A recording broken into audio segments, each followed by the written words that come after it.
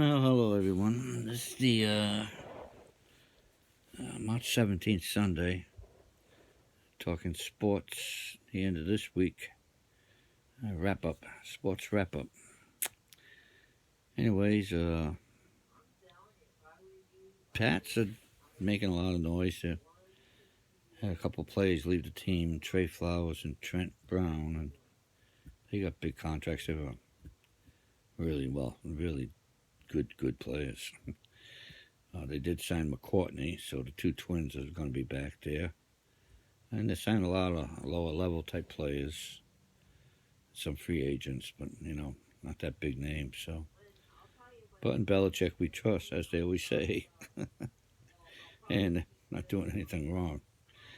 Next one, baseball, Red Sox. I never take much stock in spring training, other than when guys get hurt, then you have a problem. But I go over the schedule a little bit with the statistics a little bit, and they seem to be all right. It's what it is. They played such a long season last year, winning the World Series and everything. So, and baseball's a long, it's 162 games regular season. They're way too long. All the sports are way too long. I remember baseball as a little kid was 150 games, and I thought that was too long. But as things change, they got to cut all that stuff down. Same with racing and stuff. I don't know. They're going to end up having no spectators or just diehard ones. Go to basketball next, and where are the Celtics? Still missing in action. They're going to be lucky to be a top 4 seed. So, and I said this before, they just got too many starters on their team. I think they carry 15 guys, and 12 of them could be starting for any team in the NBA. And when you get the starters, you get the people that they want the money. That's another issue in sports altogether. They're so far out of reality. And then, on top of that, they want to start. I mean, they want to claim it's their team. You can't have 12 generals and nobody be there fighting the war. So they got to figure something out. Get rid of some players or whatever. And that's the problem when you have all those riches, like that. You had all them draft picks and stuff. And accumulates, and they still got draft picks. So I don't know what the hell they're going to do. It's a tough city to live in, too. You play in the winter, it's snow on the ground. A lot of them places, they want that warm weather like LA and stuff. Or maybe New York, but Miami's another good spot for them. All right, the other one is Bruins. And Bruins, last time I looked on their statistics, are really doing well. I called him, I was talking to my brother the other day. He follows the Bruins, and we're going to have a conversation about the Bruins really soon. So maybe I'll have him, I'll talk to him, see what's going on with them. They seem really good, though. And when I was a little boy, I used to follow them all the time, and they had players such as Bobby Orr, and he was great. I think he had the knee injuries in the end of his career, and Derek Sanderson, Phil Esposito. I think the goalie was Andy Moog or something. But I mean, they had a ton of good players. But they were good back then too. They've always battled the Canadians, Montreal Canadiens. So,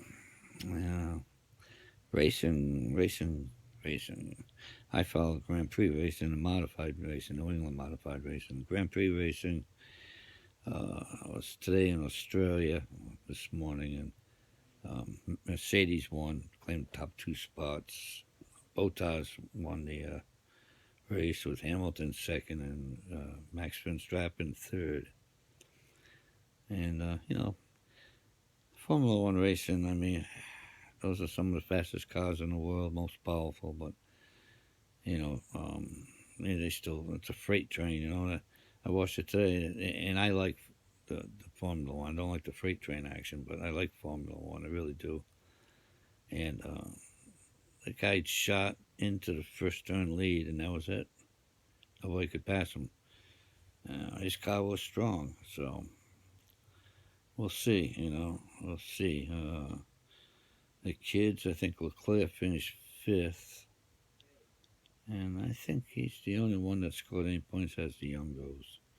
The American team, um, Magnuson's one of the drivers. He finished seventh, something like that. And the other kid, Romain Grosjean, he's a Frenchman driving for him. And he's pretty good, but he hit something today, in his day, so he was out of the Grand Prix early. Modified racing will be starting soon, and NASCAR racing's already in full gear. I was talking to my sister last night, and she's a big NASCAR follower. She goes to all the, well, not all of them, but quite a few of the NASCAR big races. I used to follow NASCAR, and just, I don't know, it's, again, another freight train running around. Can't pass, and, they got to do something with these sports, The reason I follow Formula One is it's only a couple hours. It's 60 laps and the race is done, and they don't reach 60 laps in 2 hours. They shut the race down, and that's whatever race lap they're on. That's it, and that's pretty cool. NASCAR, you're looking 4 hours, turns into watching a race into a drink fest. I've been to some of them NASCAR races, boy. Guys are drinking, walking, and falling flat on their face. Then wanting to get in their car. Jesus Christ. I tell you. On a side note, I used to race cars. I ran the modifieds for quite a few years, and me and my dad and other people I knew. And of course, it's a big black hole. It just draws your money in. And when I had the money, I ran good. When I didn't, well, I was out there for a joyride. But I miss those days. I think back. I'm glad I did them. But won a few times, did some really good things with it, and had some tough times.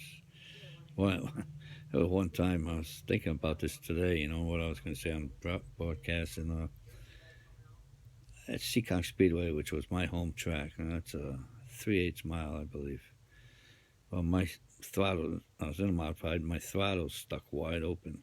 Hit that first turn, came out, I was on the backstretch with one wheel left on the car, and no engine. It was cut right up to like the firewall.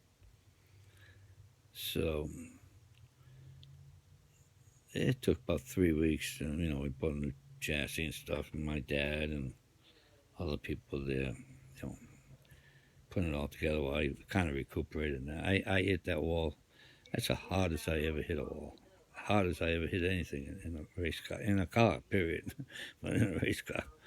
I was sore, man. Oh God Almighty, my head rattled. I probably had a concussion. Didn't even know it. Anyways, we went from there to a little track in Agawam, Massachusetts, Springfield, Massachusetts. Agawam, actually.